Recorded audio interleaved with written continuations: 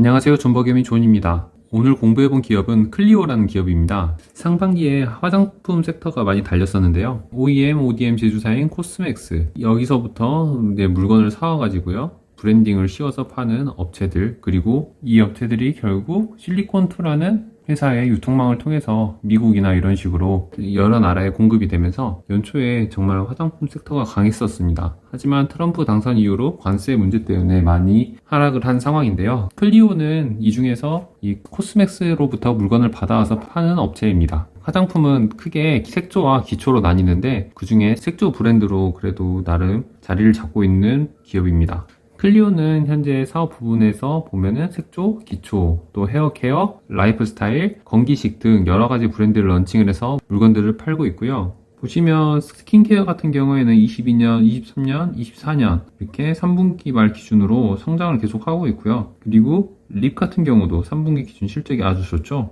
아마 이대로 간다면 24년도에 작년보다 더 성장한 결과를 볼 수 있을 것입니다. 좀 전에 말씀드렸듯이 완제품을 매입해서 판매하는 형태로 주로 원재료는 코스맥스와 CNC 인터내셔널이 주요 메이처입니다. 그래서 24년에 보시면은 코스맥스의 매입 금액이 이 정도 되는 것을 볼 수가 있고요. 또 CNC 인터내셔널로부터 거의 엄청나게 많은 물량을 가지고 오는 것을 볼 수가 있어요. 거의 80% 정도 되는 물량을 가지고 있는 것이죠. 결국 화장품이 중요한 거는 국내 시장보다는 해외 시장이 중요해요. 왜 해외 시장이 중요하냐면은 국내는 어느 정도 성장성이 막혀있다라고 사람들이 생각을 하잖아요. 왜냐면 인구가 한정적이기 때문에. 하지만 해외 쪽으로 진출한다라고 하면은 결국은 시장이 확대되고 더 큰 시장으로 확대되기 때문에 결국 뭘 기대할 수 있냐? 성장을 기대할 수 있게 되는 겁니다. 그래서 해외 성장이 가장 중요한 포인트인데요. 현재 해외 성장은 3분기에 이렇게 작년 대비 꺾인 것으로 보입니다. 이 꺾인 부분에 대해서는 좀 이따가 IR 자료를 통해서 한번 살펴보겠습니다. 그리고 네이버에서 가지고 온 재무자료인데 간단히 한번 볼게요. 매출액 같은 경우는 이렇게 22년, 23년, 24년 꾸준히 성장을 하고 있고요. 앞으로 25년, 26년에도 성장을 할 것이라고 컨센이 나와 있네요. 영업이익도 한 이 정도로 잡히고 있는데 여기서 보시면은 영업이익률이 클리오 같은 경우에는 23년 잘 나왔죠. 23년에 10% 정도 기록을 하고 있고요. 24년 올해도 10% 정도, 그리고 앞으로도 10% 정도로 예상을 하고 있습니다. 결국 이 회사는 완제품을 사가지고 판매를 하는 회사이잖아요. 그렇기 때문에 가격 경쟁력이 많이 부족하다라고 생각이 드는데요. 영업이익을 만약 높인다라고 하면은 매입처에서 가격을 올리겠죠. 그렇기 때문에 영업이익률을 10% 정도 제한적으로 가져갈 수밖에 없는 모습을 보여주고 있습니다. 반면에 VT 같은 경우는 VT는 영업이익률이 매우 높거든요. 그러니까 본인들이 직접 만들어서 파는 그런 식이 있으니까 가격 경쟁률을 가져갈 수가 있겠죠. 반면에 이게 또 사입해서 파는 방식이 뭐가 또 좋냐? 이 카펙스가 덜 들어갑니다. 카펙스가 덜 들어간다 하면 그 잉여 현금 흐름이 보장이 된다라는 것을 볼 수가 있는데요. 그렇기 때문에 이 이익률을 10%씩 가져간다라고 하면은 이 회사가 카펙스 투자 없이 물건만 많이 팔 수 있으니까 그러면은 이 회사 입장에서는 투자 리스크가 많이 줄어드는 거죠. 그래서 장사만 잘 된다라고 하면은 높은 영업이익률을 가져가지 않더라도 꾸준한 성장을 보여줄 수 있을 것이라 기대가 될 수 있습니다. 결국은 무엇이냐? 영업이익률이 지난 20년, 21년 보면 약간 훼손이 되어 있잖아요. 이렇게 훼손이 안 돼야 되는데 이 부분에 대해서는 좀 이따가 더 말씀드리겠습니다. 지금 분기 성장률을 보면은 3분기에 매출이 좀 꺾였어요. 그리고 2분기에 투자 활동 현금 흐름에서 600억 정도 들어와 있는데 이건 제가 확인을 못 해봤고요. 23년에는 이렇게 높게 영업이익률을 가져가죠. 하지만 1분기, 2분기에서는 이렇게 영업이익률이 낮아지는데 매출이 떨어지면서 같이 영업이익률이 이렇게 떨어지는 상황을 볼 수가 있어요. 결국 중요한 것은 영업이익률이 훼손이 안 돼야 된다. 이렇게 영업이익률이 떨어지는 이유가 무엇일까요? 원가가 올랐을 수도 있고 아니면은 이 제품을 홍보하는 데 필요한 광고비 같은 판관비가 올랐을 수도 있습니다. 이 부분도 같이 한번 보겠습니다. 저는 항상 운전자본을 보는 편인데 여기도 재고자산이 이렇게 늘어난 것을 볼 수가 있어요. 그나마 다행인 거는 매출 채권이 회수가 아주 잘 되고 있죠. 그리고 매입 채무가 늘어나고 있는데 재고자산과 매입 채무가 왜 이렇게 늘어나는지, 혹시 장사가 잘 되지 않는지 이것도 검토해 볼 필요가 있는 것 같습니다. 다행히 매출 채권은 빠르게 회전이 되기 때문에 매출 채권 회전율은 점점 올라가는 것을 볼 수가 있습니다. 네, 그리고 최근 3분기 IR 자료를 가지고 왔는데요. IR 자료에서 저희가 좀 전에 문제로 생각했던 영업이익률의 저하, 이 부분을 대해서 설명을 하고 있는데 그 3분기부터 해외 마케팅 강화로 인한 광고 홍보비가 증대된다. 그렇죠. 이렇게 홍보비 항목이 늘어난 것을 볼 수가 있어요. 매출 원가는 뭐 그렇게 크게 변동이 없다고 볼 수가 있겠죠. 하지만 판관비가 눈에 띄게 증가하는 것을 볼 수가 있습니다. 이건 광고 홍보비고요. 판관비는 이겁니다. 그럼 판관비가 왜 올라갈까요? 신제품 및 해외 마케팅 강화. 결국 물건을 많이 팔기 위해서 광고를 많이 한다는 거예요. 광고를 많이 하다 보면은 광고에 따라서 매출이 올라가게 되죠. 하지만 경쟁력 있는 제품들은 광고비가 일정한 것을 볼 수가 있습니다. 왜냐하면 이 소문이 났기 때문에 광고한 거에 비해서 물건이 너무 잘 팔리는 거예요. 그렇기 때문에 광고비 퍼센트가 이렇게 올라가진 않는데 생각보다 홍보한 거에 비해서 매출단이 크게 증가하지 않았다라고 이제 생각이 되는데, 그것은 신제품이 아직 알려지지 않았기 때문에 광고 홍보비에 대한 비용이 올라가지 않을까라는 생각이 들어요. 결국 기업을 찾을 때 광고 비율이 일정하면서 매출이 이렇게 그로스가 있는 기업을 찾는 게 제일 좋긴 한데, 이건 약간 아쉬운 부분이긴 하죠. 그리고 보시는 자료는 국내 매출과 해외 매출인데요. 클리오가 대표적인 색조 브랜드이기 때문에 이 색조는 여름에 많이 쓰잖아요. 여름에 많이 쓰기 때문에 계절적인 특성을 띱니다. 그렇기 때문에 3분기는 일반 다른 분기보다는 약간 매출이 저조한 편이라고 해요. 그래서 이 3분기의 매출을 비교를 할 때는 작년 3분기와 비교하는 게 맞는데, 작년 3분기 대비 이렇게 매출이, 국내 매출은 크게 증가하는 것을 볼 수가 있고요. YOY로 성장을 한 거죠.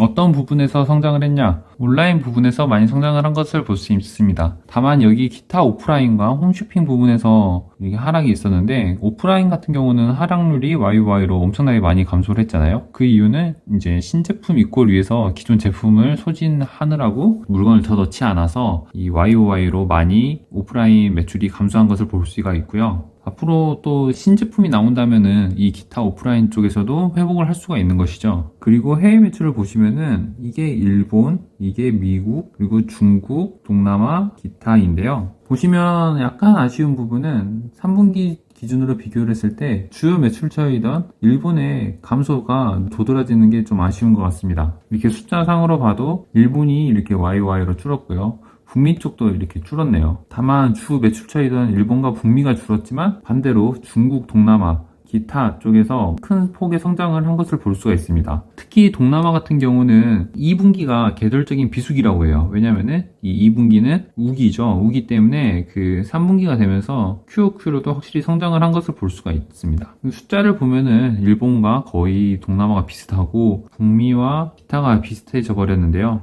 이게 좀 아쉬운 부분이죠. 일본하고 미국이 우리가 제일 관심 있는 부분인데, 그래도 다른 쪽에서 커버를 하고 있다라고 생각을 한다면은 뭐 그래도 믹스가 되면서 크게 하락한 것처럼 보이진 않은 것 같아요. 그러면 우리가 북미가 줄었다라고 생각을 하면은 이게 만약 앞으로 어떻게 펼쳐질까라고 생각을 해봐야 되는데, 앞으로 트럼프가 관세를 올리겠죠. 그러면은 트럼프가 관세를 10% 정도 올리면은 분명히 그 원가단에 훼손이 있을 것이고, 그 원가를 가격으로 전가를 하던가 아니면 처음엔 두드려 맞던가 이렇게 흘러갈 건데, 이 북미 쪽에서 줄었다라는 것은 이 트럼프의 관세에 영향을 받는 물량이 좀 줄을 것이다 라고 생각을 할 수 있고, 이 부분에 대해서 중국이나 동남아 그리고 기타 부분의 매출의 증가로 이 관세 효과가 약간 믹스되면서 영향력이 약간은 좀 줄어들 것이다 라고 생각을 해볼 수도 있을 것 같습니다. 이건 그냥 순전히 제 생각이라서 이게 맞을지 안 맞을지는 잘 모르겠어요. 하지만 저는 믹스가 돼서 약간 어느 정도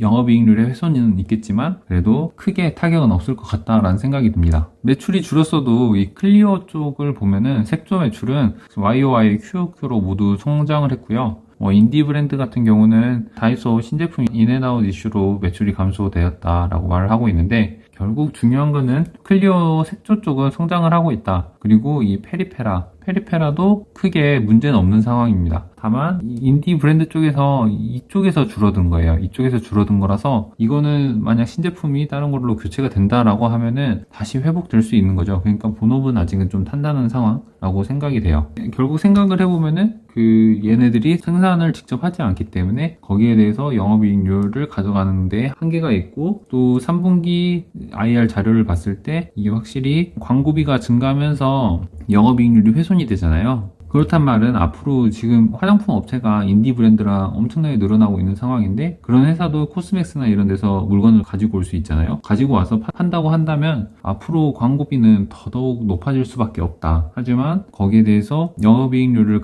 챙겨가기가 녹록지 않은 상황이지 않을까라는 생각이 듭니다. 그리고 계속 제가 관세 얘기를 했는데 관세 관련된 뉴스를 한번 찾아봤어요. 10%면 국내에서 생산하는 게 낫고 30에서 40% 수준으로 높아지면은 미국에서 생산하는 게 낫다라고 말을 하고 있는데 한국콜마나 코스맥스 같은 경우에는 미국에 공장이 있으니까 미국에서 만들면 관세가 없긴 하거든요. 하지만 미국 공장에서 만든다는 것은 그 현지 생산자들의 노동자들의 인건비가 비쌀 거잖아요. 그러면서 자연스럽게 원가 상승이 되는데 이게 10%면은 그냥 관세를 맞더라도 국내에서 생산하는 게 낫고 그리고 만약 30% 40% 이상씩은 높아진다라고 하면 이제 미국에서 만드는 게 낫다라는 기사입니다. 결국 우리가 알 수 있는 것은 무엇이냐? 이리 됐든 저리 됐든 원가가 올라간다는 거예요. 원가 상승이 된다는 거죠. 원가 상승이 된다는 말은 이렇게 클리오처럼 물건을 떼어서 파는 쪽에는 지금 마진율을 10%를 겨우 가져가고 있는데 확실히 여기에 훼손이 될 수밖에 없는 상황이다라고 생각이 듭니다.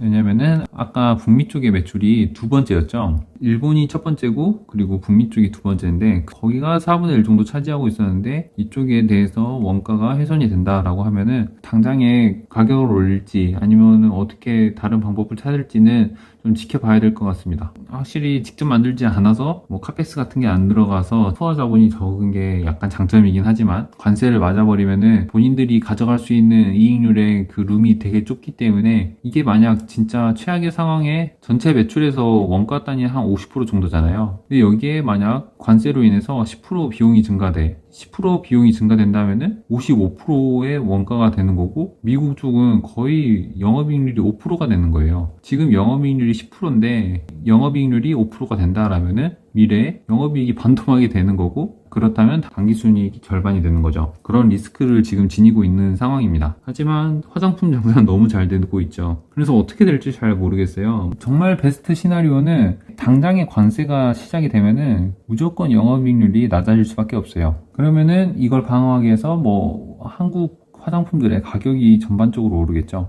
가격이 오르는데 이게 나중에 시간이 지나다 보면은 가격이 오른 거에 사람이 또 적응을 해. 그럼 그때 가서 그게 이제 매출로 적용이 되면은 가격 상승으로 인한 매출의 증가가 나올 수가 있긴 합니다. 하지만 이거는 1년, 2년 후의 얘기고요. 당장에는 영업이익률 훼손을 좀 겪을 수밖에 없을 것 같다라는 게 제 생각이고 시장 또한 그런 것을 고려하고 있는지 트럼프 당선 이후로 이렇게 과대 낙폭이 있었던 것을 볼 수가 있습니다. 공부를 해보았는데 결국은 지금 당장의 리스크가 좀 커 보인다. 커 보이고 그리고 트럼프 이후로 관세가 어떻게 될지 글로벌 시장이 어떻게 될지는 그 누구도 모르잖아요. 그러니까 리스크가 큰 상황에서 많이 떨어졌다고 이 리스크를 감당해서 들어가는 것은 좀 쉽지 않아 보인다라는 게 생각이긴 해요. 하지만 제가 못 보는 그런 뷰에서는 이게 저가라고 생각을 할 수가 있고 그리고 매출단은 아까도 보셨다시피 북미보다는 동남아랑 튀르키예 같은 신흥국의 성장이 도드라지고 있잖아요. 그러니까 그런 쪽의 성장이 북미 쪽 시장을 씹어먹어 버릴 수도 있고요. 어떻게 흘러갈지는 그 누구도 모릅니다. 하지만 당장에는 리스크가 크다. 그렇기 때문에 가격이 이렇게 많이 내려왔다 라고 이 클리오를 정리해 보고 싶습니다. 주말에 탄핵안이 가결되었는데 제가 이걸 편집하면은 아마 월요일 밤이 될 것 같은데요. 내일은 국장이 그 불안정성 해소로 인해서 장이 좋았으면 좋겠습니다. 긴 시간 들어주셔서 감사합니다. 이상 존버개미 존이었습니다. 구독과 좋아요 부탁드립니다.